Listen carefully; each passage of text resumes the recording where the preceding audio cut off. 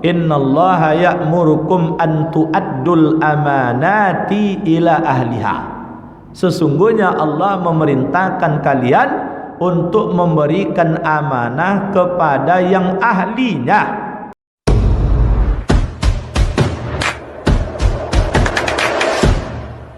Assalamualaikum warahmatullahi wabarakatuh.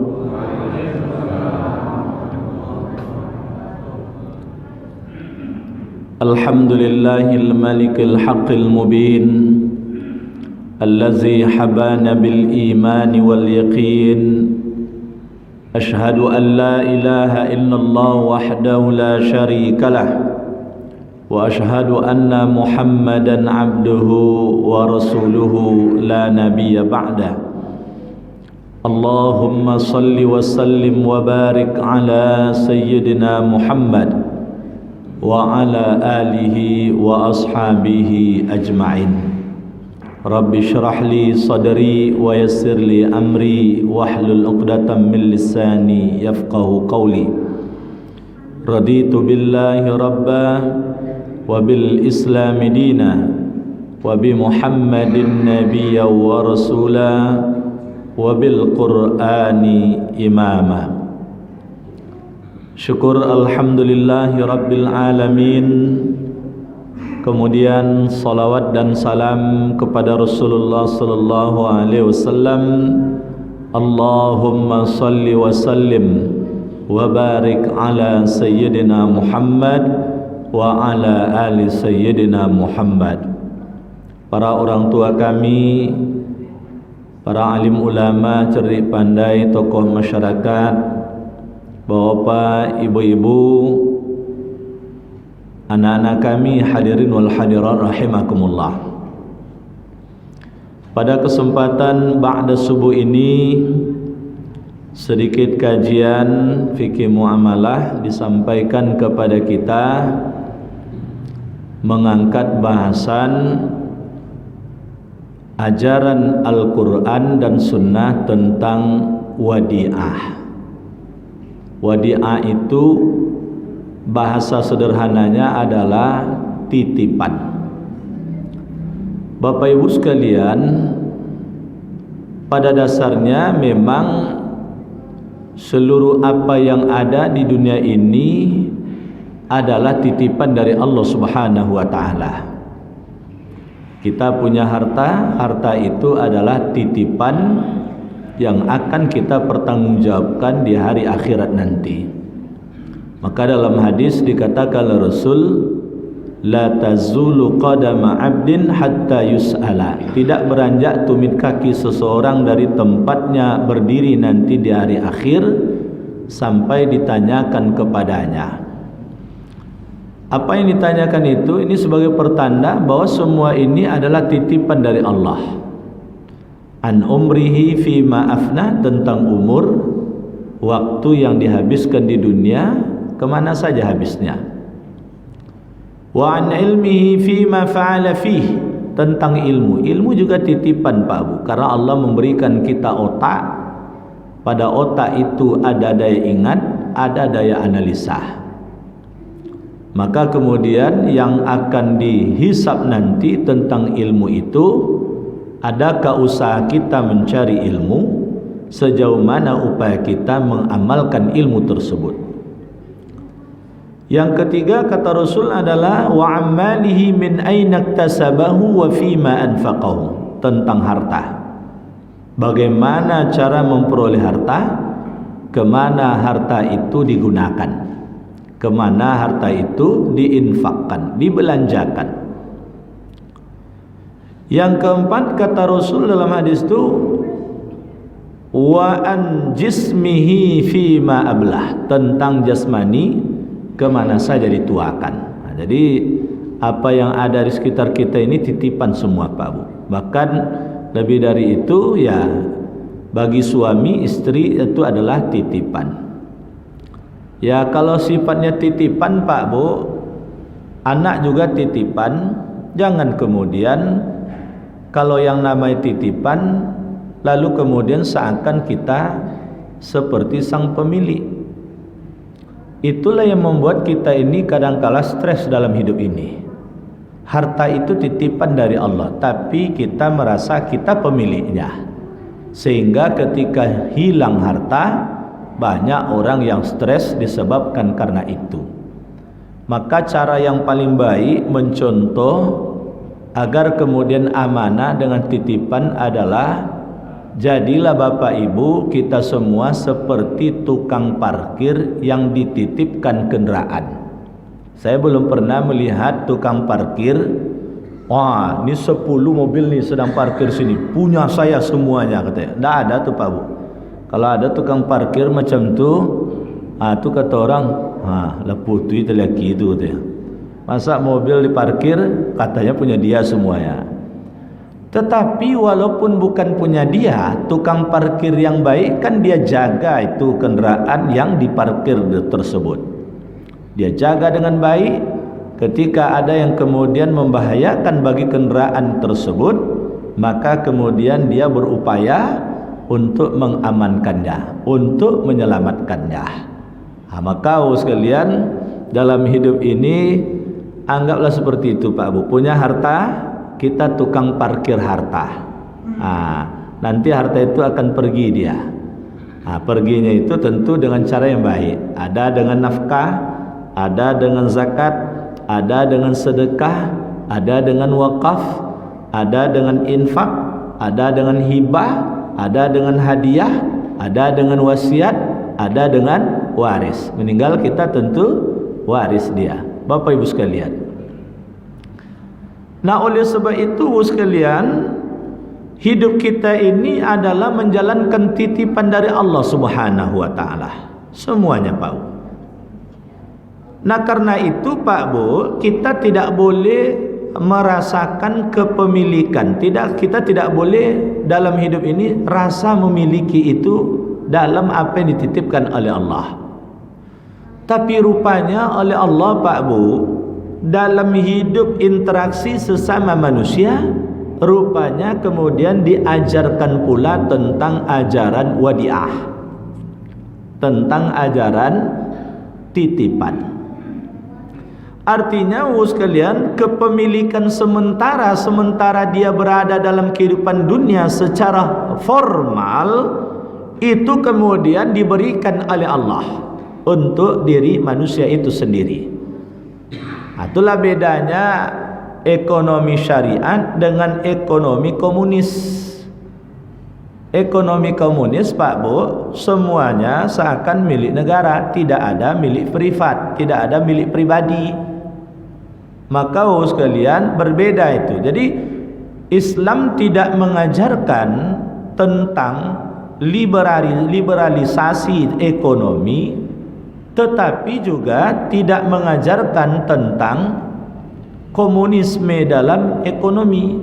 Kalau liberal itu Pak Bu bebas saja, saya punya saya, mau saya apakan harta saya, mau saya jadikan dia riba, itu urusan saya. Mau cari keuntungan sebesar-besarnya, itu urusan saya. Atau ekonomi kapitalis itu Pak Bu, liberal Pak Bu. Liberal itu sekalian. Tetapi kemudian tidak pula di dalam Islam itu diajarkan seperti sosialis, komunis.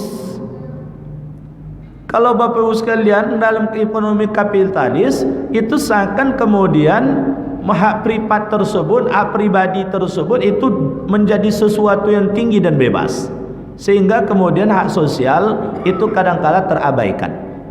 Sementara sekalian ekonomi sosialis atau komunis itu hak-hak pribadi itu terabaikan, sehingga seakan kemudian sosialis semuanya, komunis milik kemudian bersama semuanya, seakan itu milik negara semuanya Bu sekalian.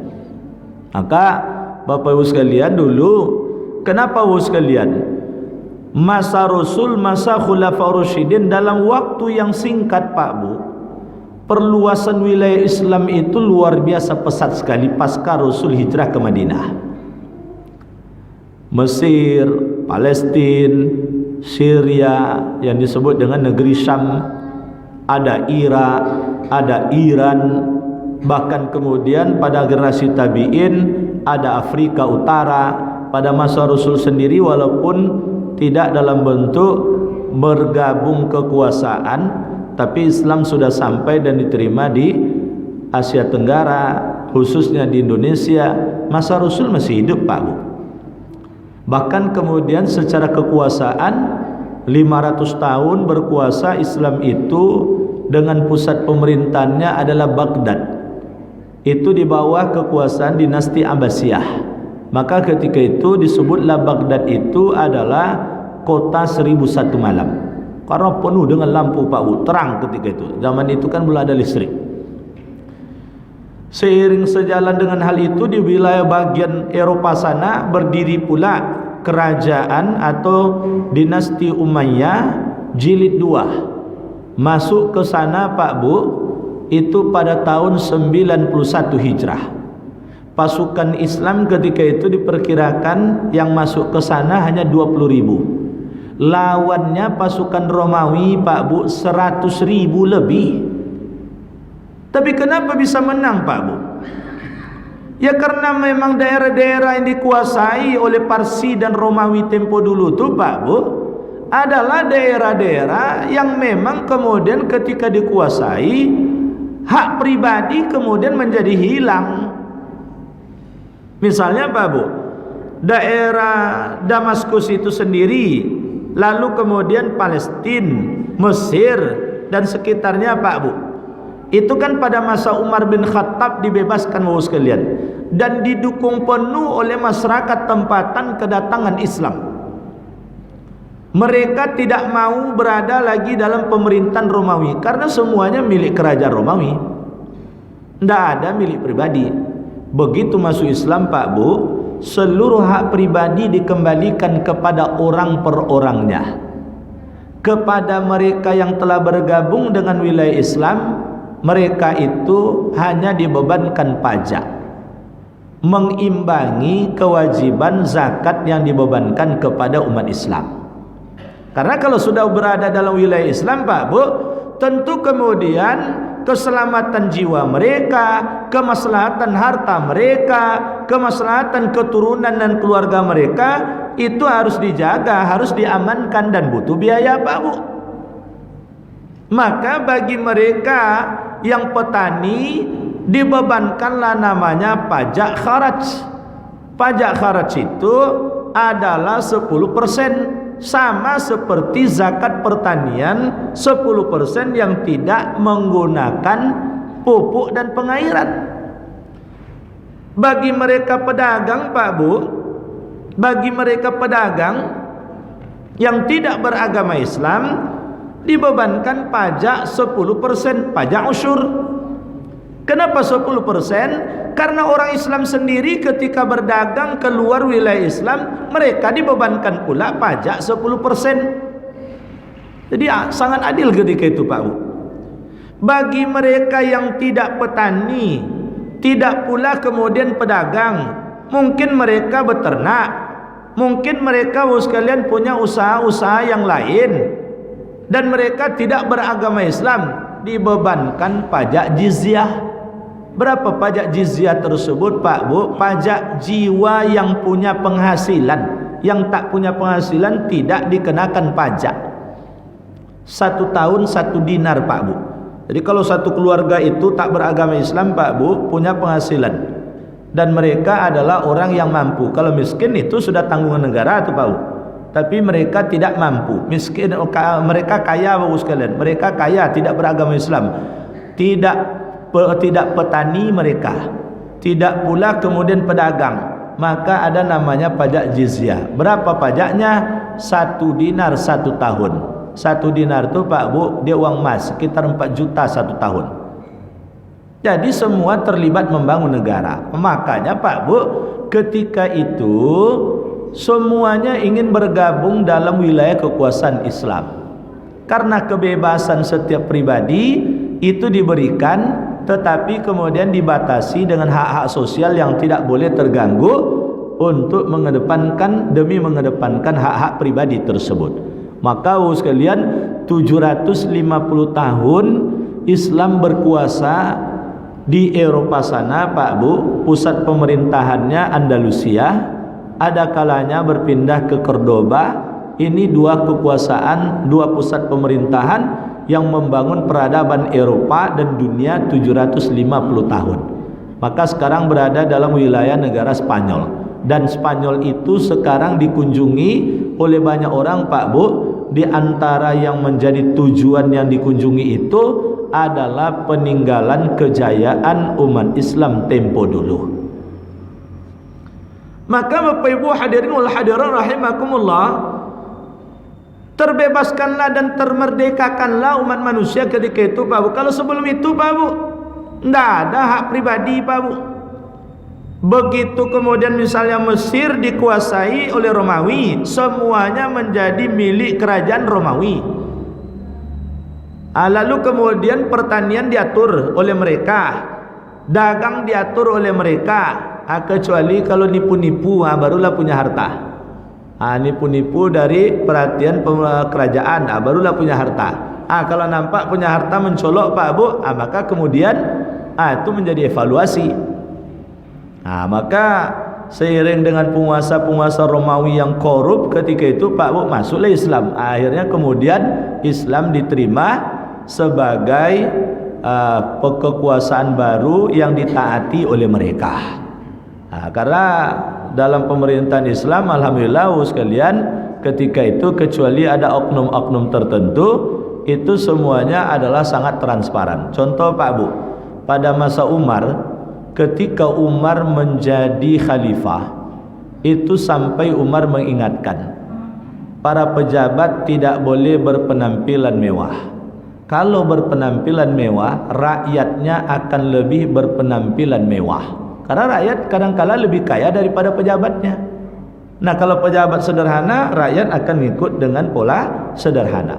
Maka oleh Khalifah Umar, Pak Bu, tidak boleh pejabat itu gubernur oleh Umar bin Khattab menggunakan kuda yang ditarik. Jadi kendaraan mewah zaman itu, Pak Bu, kuda yang ditarik. Kalau kita nonton film-film dulu, Pak Bu, itu kan ada misalnya 6 kuda di depannya, menarik kemudian semacam apalah nama itu, Pak Bu, tempat macam kendaraan ditarik.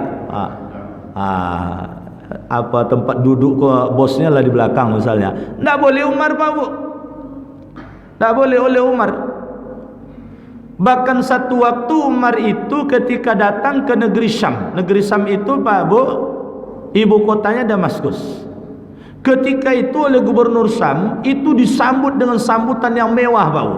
Disambut dengan sambutan yang mewah. Maka Umar ketika itu marah kepada gubernur Syam, yaitu Muawiyah bin Abi Sufyan. Ini sahabat Rasul juga, Pak Bu.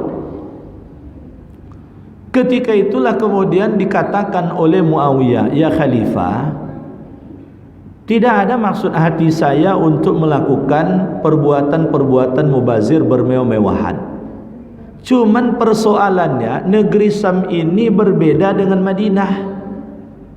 Di negeri Syam ini kita masih berhadapan dengan kondisi situasi yang belum terlalu aman. Intel-intel dari kerajaan Romawi melihat ke sini. Banyak berserak ni intel-intelnya, tahu lah Muawiyah, Pak Bu. Dia akan lihat seperti apa kekuatan Islam.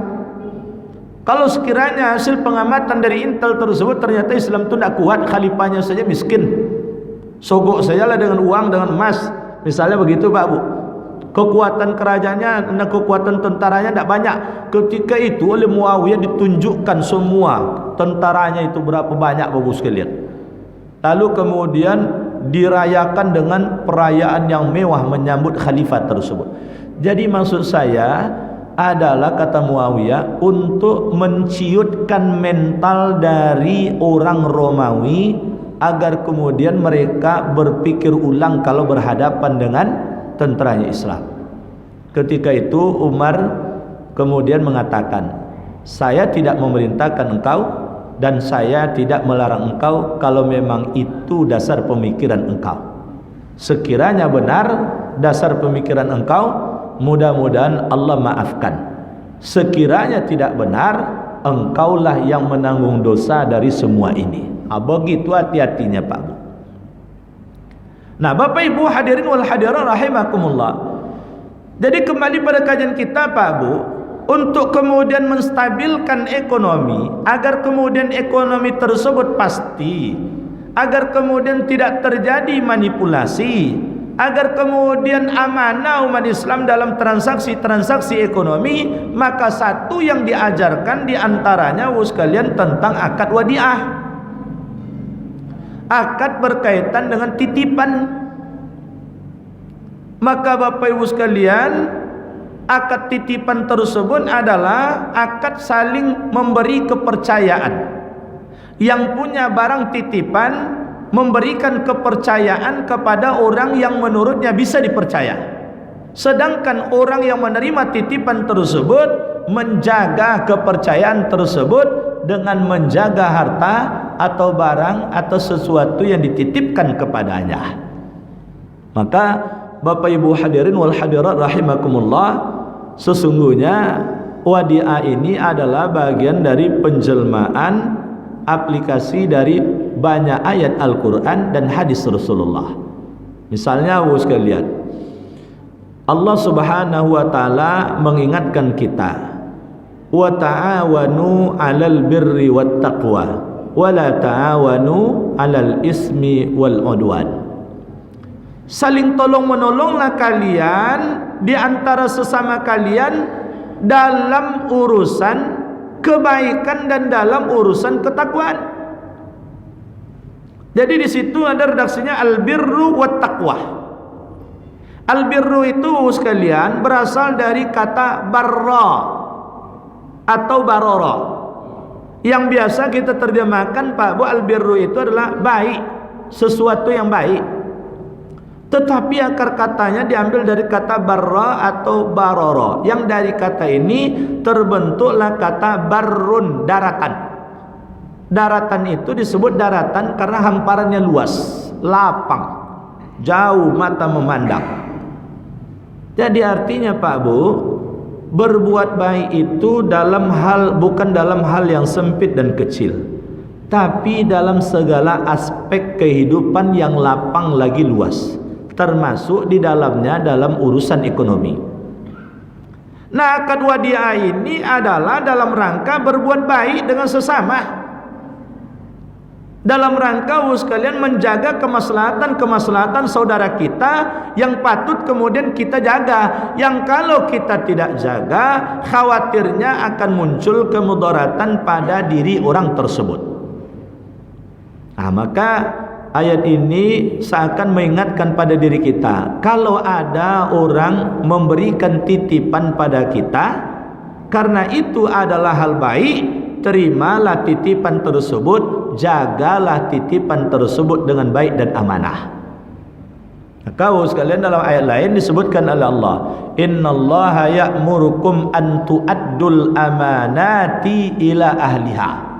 Sesungguhnya Allah memerintahkan kalian untuk memberikan amanah kepada yang ahlinya. Jadi artinya dalam urusan wadiah, dalam urusan titipan, lihat dulu orang yang akan menerima titipan tadi. Kalau orangnya notabene-nya tak jujur Pak Bu, jangan diserahkan padanya. Titip mobil Pak katanya, nah, tolong dijaga Pak, saya seminggu pulang kampung. Direntalkannya dalam seminggu tuh Pak Bu, sementara akad tidak ada. Kecuali kalau ada akad, seminggu ini pandai-pandai Bapak lah, kalau ada penghasilan bagi-bagi saya, itu boleh juga tuh. Ini ndak, titip mobil saya Pak, ya kalau perlu dipanaskan tolong panaskan katanya. Untuk sekadar menjalankan supaya tidak mati, ban itu misalnya, apa istilah tuh, saya nak ngerti pula bengkel ini, kalau lama-lama kan tuh kunci pula sendiri dia, entah remnya lengket nanti macam-macam dan sebagainya. Boleh dijalankan. Oh iya betul dijalankan ya Pak Bu, pergi pulang kampung pula dia seminggu itu. Kan minyak wak bolehnya Ustaz katanya, kan wak boleh minyaknya Ustaznya, bannya bagaimana, lalu putaran dari olinya bagaimana, minyak remnya bagaimana, lalu kemudian mesinnya dalam seminggu itu berputar Bapak sekalian hidup bagaimana, panjang cerita hisapnya nanti itu Pak Bu. Jadi dalam urusan wadiah ini tidak boleh kita memandai-mandai Pak Bu. Maka kata Allah, serahkan kepada yang ahlinya. Artinya Bapak sekalian, paham dia kalau sekiranya kaitan dengan wadiah, paham tak dia tentang persoalan wadiah tersebut, paham tak dia terkait dengan titipan tersebut. Kalau tidak paham, jangan Pak Bu. Kalau kita serahkan juga nanti, berarti kita membuka peluang dia untuk melakukan kesalahan. Maka dalam urusan wadiah ini sekalian, pihak-pihak yang terkait dengan hal itu diharapkan kemudian memahami tentang akad wadiah tersebut. Nah, Bapak Ibu hadirin wal hadirat rahimakumullah, di dalam sebuah hadis dikatakan oleh Rasulullah, man kasyafa an muslimin qurbatan min qurabid dunya kasyafallahu lahu qurbatan min qurabi yaumil qiyamah. Siapa yang dia mampu menghilangkan keresahan atau kerisauan dari kerisauan-kerisauan yang sedang dirasakan oleh saudaranya di dunia, maka Allah akan menghilangkan kerisauannya dari kerisauan tentang hari kiamat nanti. Dari kiamat tentu risau Pak Bu. Contoh sahabat misalnya, satu waktu ada sahabat ini duduk sendiri Pak Bu, lalu kemudian menangis sendiri. Ditanya, apa yang menyebabkan kau menangis sendiri? Dijawab olehnya, pertama katanya haulul matlah, membayangkan dahsyatnya kematian. Padahal ini sahabat, Bapak Ibu sekalian, sahabat yang boleh dikatakan luar biasa ibadahnya, dia tak pernah absen dalam jihad bersama Rasul dan lain sebagainya. Lalu kemudian firaqul ahibba, yang menyebabkan dia menangis sendiri itu adalah teringat dengan peristiwa berpisah dengan kekasih, yaitu Nabi Muhammad. Nah, yang ketiganya Pak Bu, al-wuquf baina yadayillah wa la adri ailal jannati umar bih au ilan nar.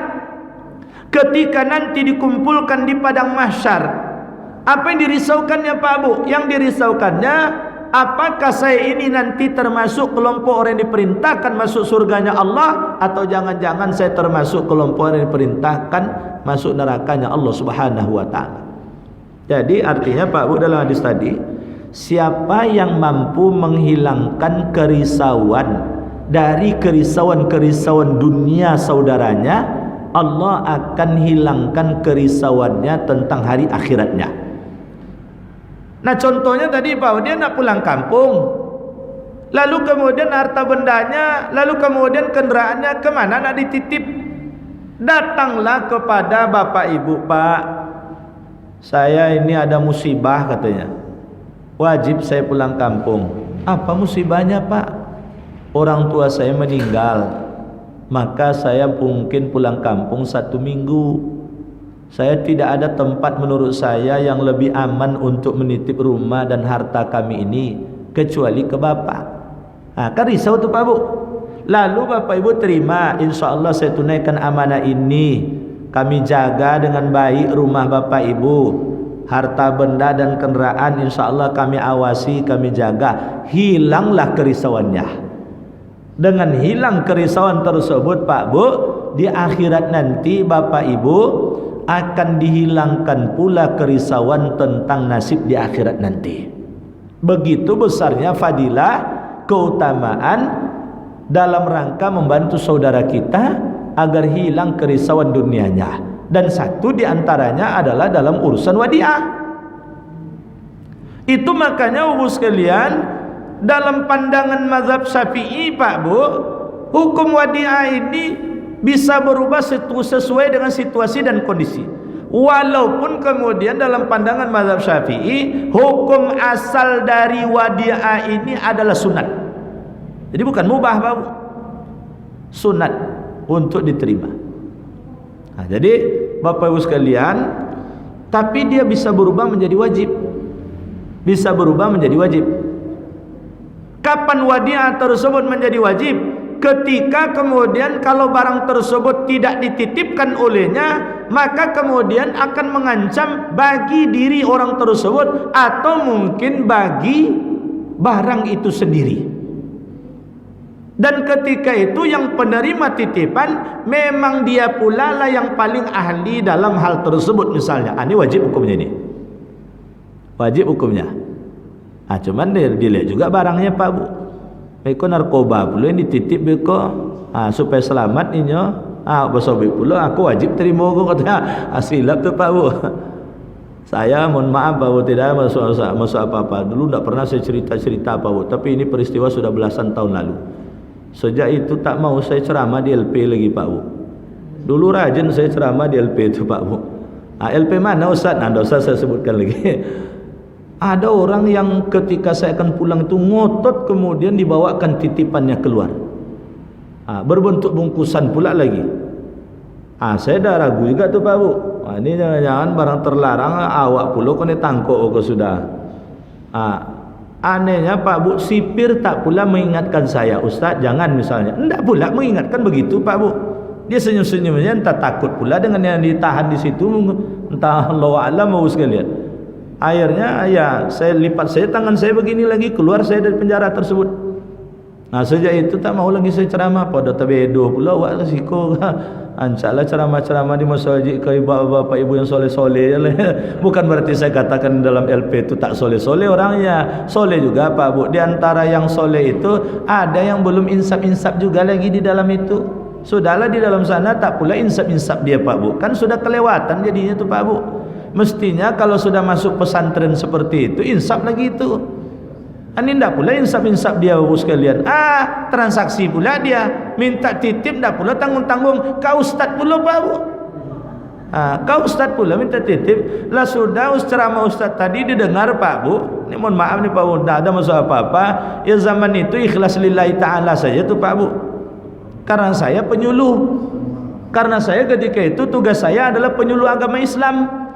Kami buatlah program untuk mengajar ngaji. Nah jatah saya karena saya penceramah adalah memberikan tausiah, memberikan motivasi optimis dalam menjalani kehidupan, jangan frustasi di dalam sana, memberikan kemudian penyadaran agar menginsafi dosa masa lalu. Ini lillahi ta'ala saja. Ibaratnya Bapak sekalian ongkos minyak tak ada. Sudah itu nak titip lo barang kawa akan tidak berpikir panjang pula Pak. Entah pendek lo pikiran di dalam tu mungkin Bapak sekalian. Atau kalau panjang pikirannya mungkin, kalau panjang aku yang paling aman oleh ustaz gue dia, yang orang percaya aja ke ustaz gue dia. Jadi Bapak sekalian sejak saat itu saya bilanglah ke kawan-kawan, mungkin saya tidak berbakat ceramah di LP ini, gitu saya. Banyak orang tak mau dengar ceramah saya, gitu. Saya bilang itu saya cari-cari alasan begitu Pak Bu. Sejak itu saya ada jadwal khutbah minta izin saya. Kalau ada jadwal khutbah ke sana minta izin saya jadinya Pak Bu. Bapak Ibu sekalian. Jadi balik pada kajian kita. Maka oleh sebab itu ada kalanya hukum wadiah itu wajib. Tetapi Bu sekalian ada kalanya hukum wadiah tersebut menjadi makruh. Kapan menjadi makruh Bu sekalian? Kalau sekiranya Bu sekalian orang yang tempat menerima titipan tersebut dia khawatirnya, tapi khawatir baru Pak Bu, khawatirnya tidak amanah dengan titipan. Maka sekalian makruh hukumnya memberikan titipan pada orang tersebut. Track record orang ini Pak Bu belum kita ketahui. Ke masjid sesekali bercokak je laki bini. Itu kan dah mulai gejala tu Pak Bu. Tapi belum pasti, boleh jadi dia amanah dengan titipan, tapi boleh jadi dia khianat. Maka berkaitan dengan hal ini makruh hukumnya Bapak sekalian. Bisa jadi haram Pak Bu. Kapan haram tersebut? Boleh jadi berkaitan dengan barang titipan yang tidak halal. Boleh jadi memang orang yang menerima titipan tersebut adalah pelaku kemungkaran dan pelaku maksiat. Khawatirnya yang dititip tadi itu digunakan untuk melakukan kemungkaran dan kemaksiatan. Kalaulah pulang orang tu Pak Bu, tiba di kampung itu ada je barang yang hilang. Jadi nitip-nitip lo kejo le Pak Bu. Ni dulu ada satu tempat, tidak usah saya sebut tempat tu lagi Pak Bu. Nanti Bapak Ibu cari pula tempat tu nanti. Jadi kalau lah pulang si fulan itu sebutlah fulan. Dia rumah orang tuanya di sana. Kalau lah pulang dia Pak Bu, tu Pak RT subuh-subuh ke masjid, selesai solat subuh itu disampaikan oleh Pak RT ke seluruh jamaah, Bapak Ibu si fulan itulah balik, kalau lah balik hati-hati, soal mencuri dia memang pakar Pak Bu. Tidur orang di ruang tamu tuh Pak Bu, berempat tidur, sepeda motor situ terletak Pak Bu 2, lewat sepeda motor yang empat-empat ini tidur juga tuh Pak Bu. Pernah kejadian Pak Bu, ruko itu 8 pintu, 8 pintu Pak Bu, ini tahun-tahun 90-an lah, 8 pintu Pak Bu. Semalam itu habis 8 pintu itu, olehnya dapat duit sekitar 300 juta. 300 juta zaman itu Pak Bu, sama itu 3 miliar tuh Pak Bu.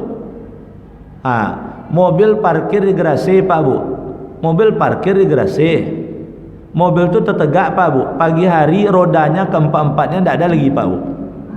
Keempat-empat tidak ada lagi, pagar terkunci juga Pak Bu, dia lewat juga. Begitulah pakarnya dia. Alhamdulillah sekarang dah insaf Pak Bu. Apa katanya, awak dak je karena tak mungkin lah awak lah berkeluarga Ustaz lagi makan bini dengan cara itu, tak mungkin katanya. Alhamdulillah dah insaf dia. Jadi tukang kredit dia Pak Bu. Tukang kredit menurut dia mungkin ya itulah pencariannya. Pergi ke teran-teran sana jual kain dan sebagainya, itulah pencariannya. Alhamdulillah Pak Bu sudah insaf dia. Kalau dulu Pak Bu pulang si pulan itu kata Pak RT lah balik, elok-elok kalian katanya. Elok-elok kalian ya. Kalau dah seminggu dia tu Pak pulang Pak Bu, seminggu dah banyak, 2 tahun dia menghilang nanti tu. Menghilang dia memang tak pulang-pulang lagi. 2 minggu. Setelah 2 tahun balik lagi Pak Bu. Sekitar daerah sana tu dah mulai risau tu. Entah apa saja hilang. Memang tak pernah ketangkap. Ibarat mohon maaf Pak Bu kalau salah ilustrasi, macam kentut Pak Bu, baunya ada tapi barangnya tak jelas. Macam itulah. Jadi kehilangan itu terjadi, asal dah pulang dia kehilangan, tapi membuktikan dia pelakunya tak dapat Pak Bu.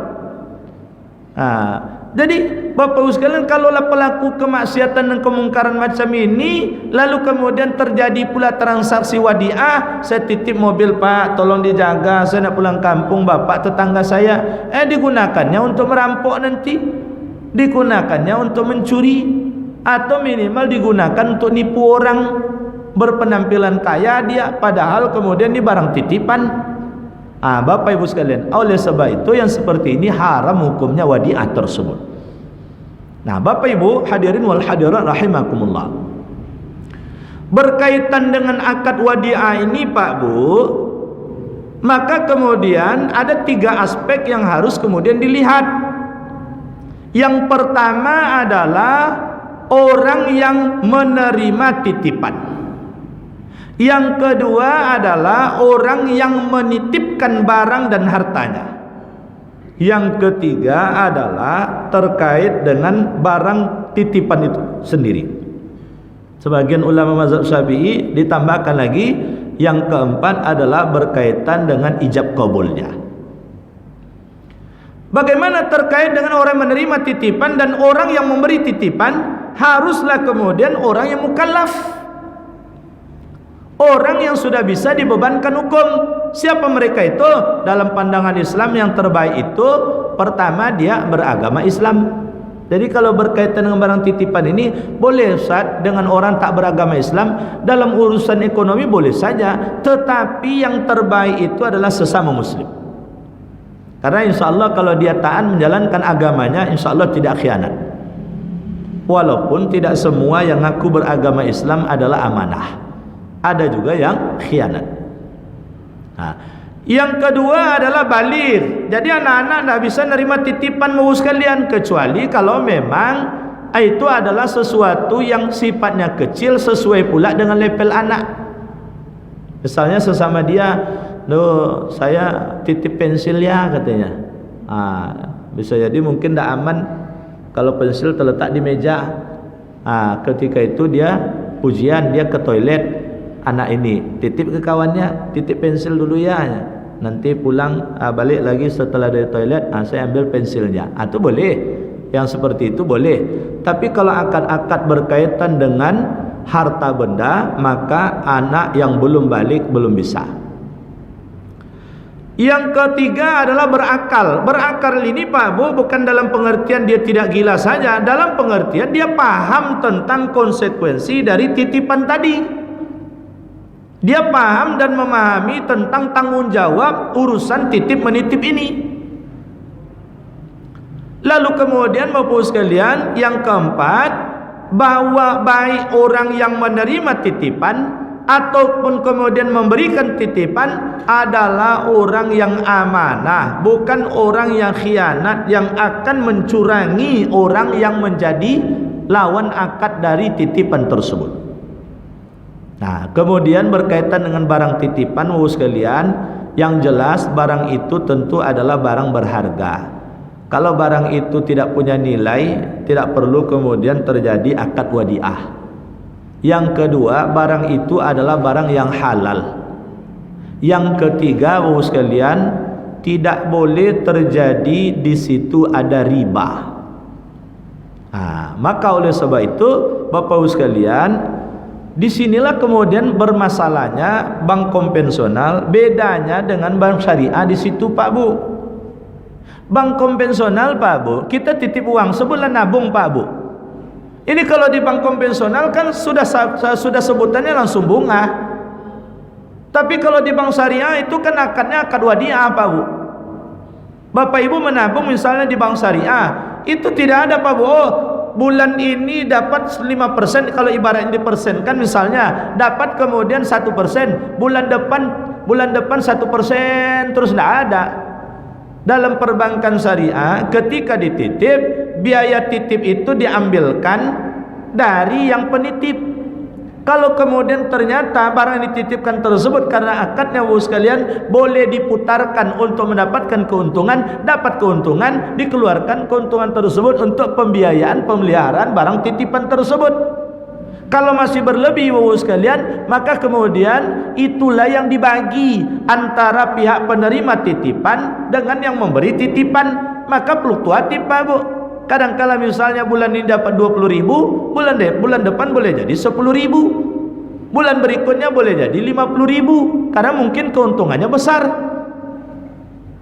Jadi makanya karena akadnya benar di perbankan syariah tersebut menjadi halal.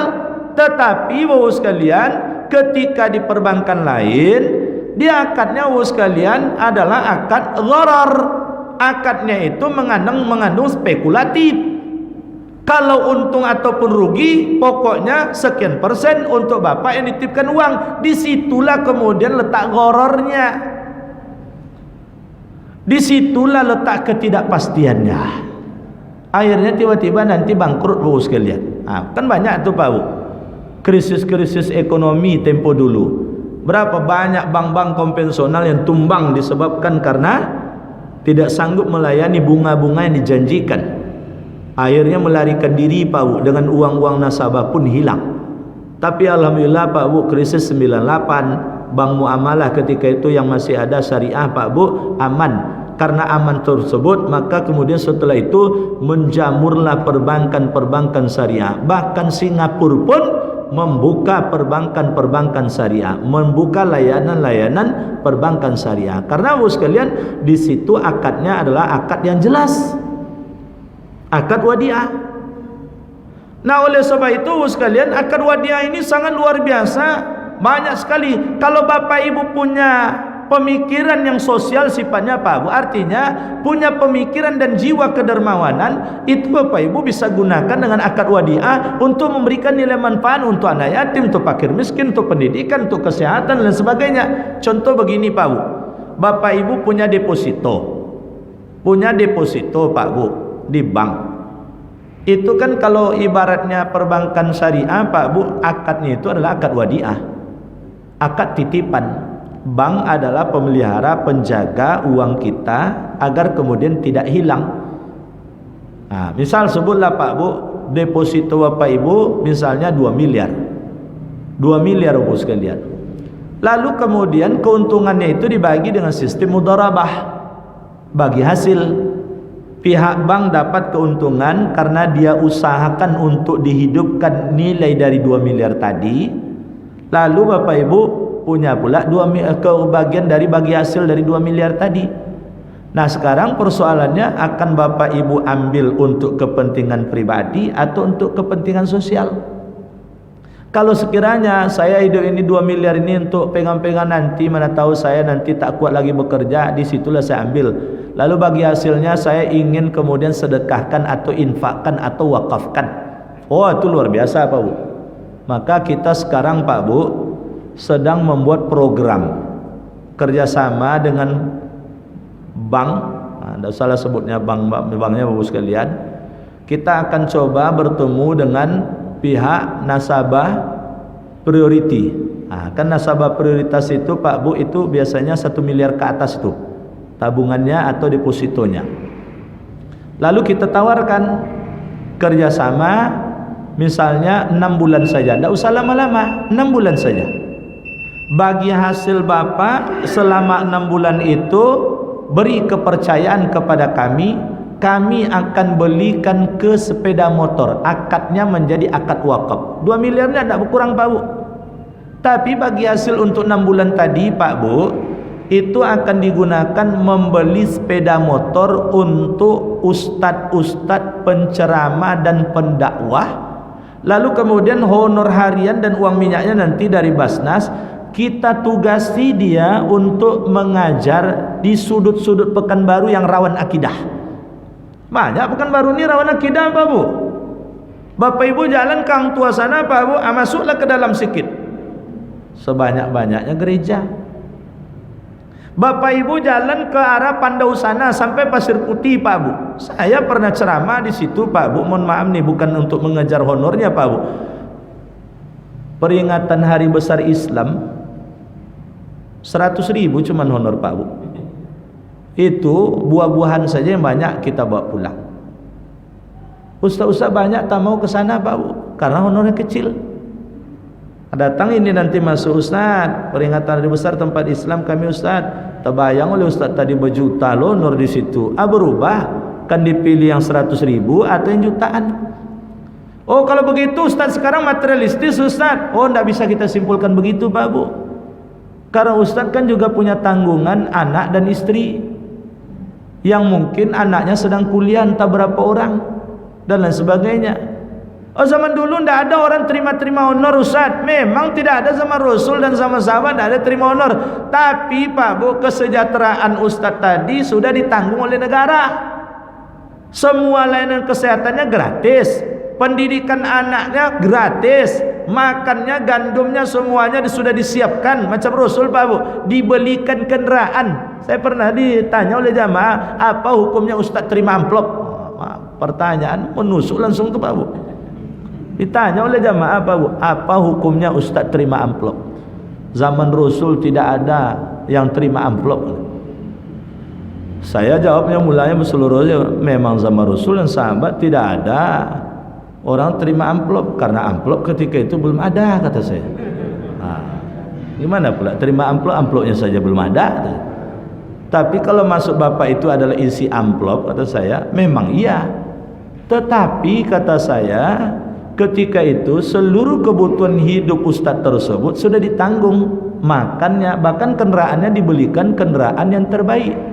Contohlah Rasul Pak Bu, Rasul itu tidak pernah terima honor dan upah, tetapi untanya unta terbaik, kudanya kuda terbaik. Jadi akhirnya saya bilang, besok Pak kata saya, guru MDA tidak usah dikasih amplop, tidak usah dikasih honor, tapi mobilnya dibelikan kata saya, rumahnya dibuatkan, lalu kemudian kebutuhan hidupnya dipenuhi, lalu kemudian biaya pendidikan anaknya tuntaskan sampai S3 kata saya, lalu kemudian biaya kesehatan dijamin. Yang seperti itu banyak ustadz berminat tuh kata saya. Bukalah lowongan untuk ngajar di MDTA.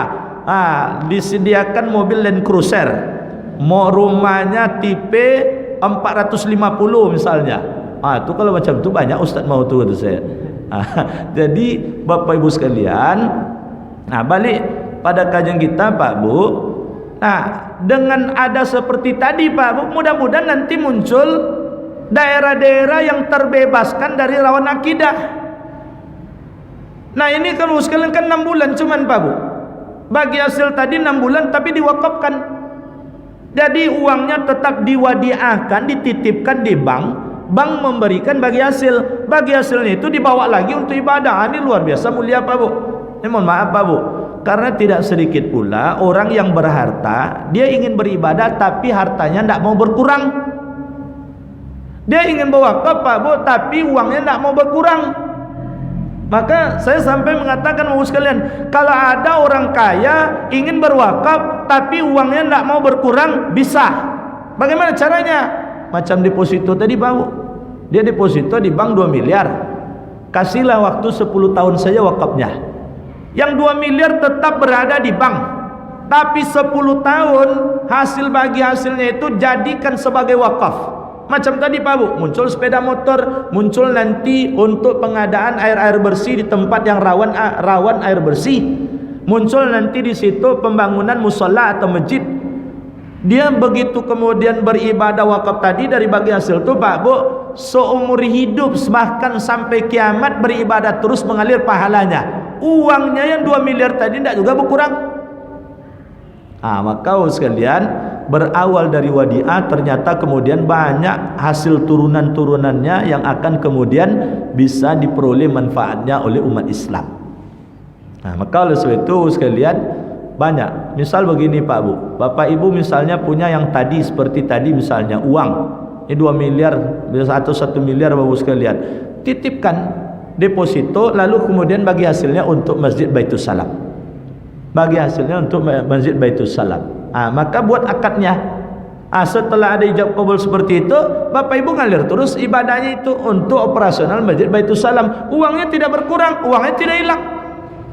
Jadi banyak pengembangan dari akad wadiah ini. Mudah-mudahan apa yang saya sampaikan ini Bapak Ibu sekalian bisa kemudian kita jadikan sebagai dasar dalam beraktivitas ekonomi, dan jadikanlah dengan inovasi kita melalui akad wadiah tersebut, ibadah kita berjalan dan terus berkembang nilai ibadah tersebut.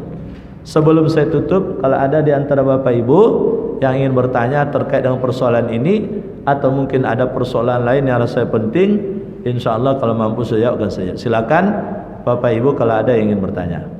Bapak Ibu yang ingin bertanya,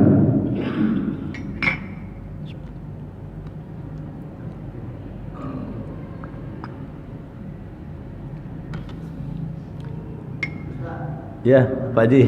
Ya, silakan Pak Haji.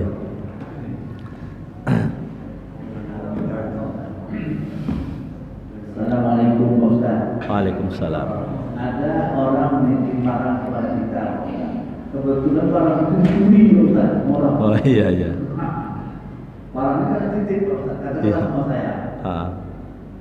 Rupanya barang yang dititip itu curi orang Pak Ustaz. Apa hukum itu Pak Ustaz? Siapa yang hak saya yang titip itu tidak amanah? Atau nasibnya kurang bagus Pak Ustaz? Iya. Apa hukum Ustaz? Terima kasih. Terima kasih Pak Haji Asri Auzar.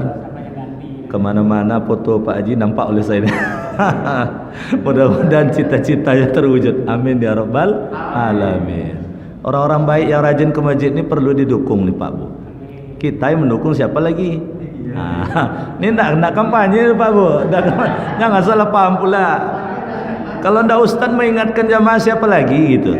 Iko orang tak pernah datang ke masjid, sesekali datang ke masjidnya, itu lah yang dipilih. Jangan tak pernah datang ke masjid agama, tak lo joleh doh. Pakai kupiah lo nya Pak Bu. Dapat piti 500.000. Ala ke situ lo pilihan. Jangan urus sekalian. Jadi berkaitan dengan akad wadiah ini, ketika mendapatkan titipan wajib menjaga titipan itu dengan baik. Ketika berkaitan dengan harta sudah dijaga dengan baik Pak Bu. Ibaratnya sebutlah misalnya kalau zaman dulu hewan, titip hewan. Hewan itu sudah dikandangi, sudah diamankan Pak Bu. Ternyata hilang. Tidak ada tanggung jawab dari orang yang menerima titipan kalau dia sudah berusaha secara maksimal menjaga titipan tersebut. Tapi kalau dia hilang disebabkan karena kelalaiannya. Dia dititipkan sepeda motor. Ternyata kemudian sepeda motor ini tidak dia jaga dengan baik. Dia letak saja di depan rumahnya. Rumah tak berpagar. Jangan-jangan kunci tinggal pula di tompek itu tadi Pak Bu. Itu wajib mengganti itu Pak Bu. Jadi bahasanya dia wajib untuk menggantinya. Kalau begitu Ustaz tekor ya awaknya Ustaz, biaya untuk menerima titipan itu menjaga barang titipan tak ada. Tiba hilang awak lo kan mengganti Ustaz. Maka diperjelas di awal wadiah tersebut. Sanggup tak kiranya? Kalau tak sanggup jangan terima. Mohon maaf, saya sering keluar rumah. Barang titipan ini diletak di rumah. Rumah saya tak punya pagar. Khawatirnya nanti hilang. Kalau hilang saya tak sanggup menggantinya. Tak sanggup saya mengganti. Apa kata nitip tadi? Kalau hilang itu urusan Allah. Kalau memang lapak jago dengan elok hilang jo, apa ndak tanggung jawab dengan barang yang hilang ini gitu ya. Itu terima tuh Pak Bu. Terima itu. Maka ada hukum wadiah itu Pak Bu tadi belum tersebutkan. Hukum wadiah itu mubah. Mubah itu Pak Bu artinya orang ini besar kemungkinan tidak bisa melaksanakan wadiah itu dengan baik. Tetapi yang menitip itu sudah ridho dia dari awal. Macam tadi lah Pak Bu, dia sudah katakan rumah kami tidak berpagar, keamanan kurang, apalagi zaman sekarang katanya. Zaman sekarang kan kalau Bapak Bu sekalian punya ustadz pun lewat jadi orang Pak Bu, jangan bukan punya Bapak Ibu leh. Saya punya apalah, ada bangunan kecil-kecil lah rumah. Di situ ada tanah kosong, tanah saya tanami lah sekitar 1/4 hektar, tidak jauh sekali dari tanah raya itu. Lah 2 kali hilang mesin airnya Pak Bu. Padahal pagarnya 2 meter tuh Pak Bu. Pagar 2 meter. Gerbangnya gerbang besi pula lagi. Cuma lupa saya nulisnya di gerbang besi itu rumah Ustad. Maunya saya tulis di situ rumah Ustad gitu. Enggak tahu dehnya dah. Jengkol berbuah lebat Pak Bu. Ditinggalkan 2 tangkai itu awak dia Pak Bu. Habis sudah Pak Bu. Awal bercita-cita nih jengkol nih sedekah ke sini, sedekah sini, sedekah sini. Untuk sedekahnya cuma apa Bu? Enggak ada untuk dibisniskan, dijualkan enggak ada Pak Bu. Berbuah pula matoa Pak Bu. Pikiran kita, ekspektasi kita untuk ayah nih, untuk adik ini, untuk abang ini, kawan kantor ini, tetangga ini sudah ada peruntukannya Pak Bu. Tinggal setangkai dia yang mudole le Pak Bu. Ikut pengubah hati Pak Guru dia. Di tempat itu saya buatkan mainan-mainan untuk anak-anak Pak Bu. Jadi kalau ponakan datang sana diharapkan senang hati mereka. Ada ayunannya, ada kemudian bola-bola apa nama itu untuk main TK tuh Pak Bu. Ada kemudian buayannya, seluncuran saja yang belum saya buat lagi Pak Bu. Ternyata besi ayunan tuh Pak Bu diangkui jadinya Pak Bu. Jaga gerobak-gerobak diangkui dia Pak Bu. Mesin air Pak Bu hilang sekali, ganti pula Pak Bu, diganti. Lalu kemudian diganti dengan yang paling bagus pula lagi Pak Bu. Seminggu umurnya Pak Bu, belum sempat wak makai leh. Belum sempat kita makai. Artinya seminggu dipasang, rencana mau dikerangkeng lagi, baru rencana begitu masuk pagar, hati dan lainnya berkata nih, jangan hilang nih gitu. Memang tengok belakang Pak Bu, pipa lah berserak-serak, dikeluarkannya dari mesin itu. Mesinnya kan di dalam, diambilnya Pak Bu. Emang zaman sekarang Bapak Bu sekalian. Jadi kalau sudah dijaga dengan baik, ternyata hilang juga. Atau macam tadi Pak Bu, dari akad awal sudah disebutkan, ini khawatirnya Pak, saya tak bisa menjaga dengan baik, tak berpagar rumah, khawatir tak aman. Tapi kemudian dikatakan tak apa-apa Pak. Kalau memang sudah seperti itu hilang, Bapak tak tanggung jawab. Disebut dari awal. Disebut dari awal. Tapi kalau duit yang ditabung di bank Pak Bu hilang loh oleh pihak bank tu, tu tak bisa maaf tu doh, tuntut bank tu. Berarti bank itu bermasalah, itu mestinya aman di situ. Maka oleh sebab itu sekalian, kalau sekiranya dia sudah jaga dengan baik, tidak ada unsur kelalaian disengaja, ternyata kemudian barang titipan itu hilang, tidak ada tanggung jawab dari yang menerima titipan. Mbak kata Pak Haji tadi, kok mengganti lo rugi dia dapatnya, dah ada untung jadinya. Termasuk sedikit Pak Bu, bagaimana memanfaatkan barang titipan itu agar kemudian punya hasil. Misal Bapak Ibu dititipkan tanah, Pak saya titip tanah, tolong tengok-tengokkan tanah itu kosong. Bolehkah kemudian dimanfaatkan? Kalau tidak ada akadnya tidak boleh. Untuk jaga-jaga Pak Bu, tidak boleh. Kita jangan kemudian suka berbaik sangka. Saya pernah satu waktu Pak Bu, memang batang ubi ini dicampakkan, artinya dari tanah kami dicampakkan ke tanah kosong. Rupanya tumbuh Pak Bu. Satu waktu diambil oleh istri saya daun ubinya. Teringat saya di tanah rumah kami ini tidak ada lagi batang ubi. Ini dari mana pucuk ubi ini, kata saya. Batang-batang ubi yang campakkan ke depan itu tumbuhnya, kata. Dah pernah minta izin nanam ubi di tanah orang itu? Oh, tidak ada dah. Yang punya tanah tidak ada. Tidak boleh dimakan, haram ni, kata saya. Tak boleh, jangan dimakan, jangan suka berbaik sangka. Ni ikhlas dunia daripada somak tanahnya di tanah ubi, ikhlas dunia. Tak boleh berbaik sangka begitu Pak Bu. Atau orang-orang yang panen dulu, orang nak panen dia biarlah, yang penting dia nawak. Yang penting batang ubi dari awak, katanya. Batang ubi dari awak, tanahnya tanah siapa? Kalau ada batang ubi tidak ada tanah, tumbuh ubi itu kan tidak tumbuh. Maka kalau so itu berhati-hati Pak Bu. Dititipkan mobil macam tadi, daripada nganggur ini mobil kok ancaklah putarkan ya. Direntalkannya Pak Bu, dapat hasil. Nanti kemudian ketika orang nitip tadi, Pak saya rentalkan mobil Bapak ini hasilnya. Kalau ikhlas yang punya tadi, alhamdulillah pandai ya Pak Mang, katanya. Isu-isu titip ke Pak lihat, katanya. Kalau macam itu bagi hasil lah tuh Pak Bu, boleh tuh. Tapi jangan langsung kemudian ini untuk saya, ini kan saya mengusahakan ini. Tidak boleh berbaik sangka seperti itu. Harus kemudian berhati-hati terkait dengan barang titipan ini. Mungkin begitu Pak Ji. Terima kasih ya. Ya. Mengenai Ya. antara syariat dan profesional. Ya. Bagi kita yang cuma pengetahuan kan sama saja katanya. Ya. Syariat bahkan agak rumit katanya. Ya. Nah, kemudian sebenarnya kita juga berpendapat dengan profesional, ada yang mubah, ada yang haram. Kemudian misalnya saya ngaku di profesional, tapi tujuan saya bukan mencari untung, ingin nanggung ya. Ya. Bahwa kata Rasul, innamal a'malu binniyat. Hanya saja amal itu dinilai berdasarkan niat, wa innamal likulli imri'in ma nawah. Dan hanya saja segala urusan itu dinilai berdasarkan apa yang diniatkan. Nah, niat inilah yang kemudian disebut dengan akad. Kalau transaksi di situ adalah transaksi dengan bunga, berarti sekalian di situ sudah ada riba. Sudah ada riba. Karena antara pemodal saya dapat bunga. Dari mana bunganya? Dari kemudian uang ini diputarkan. Kemana diputarkan? Dipinjamkan. Akad pinjamnya seperti apa? Akad pinjamnya itu adalah dengan bunga. Nah, kalau seperti ini kan sudah riba.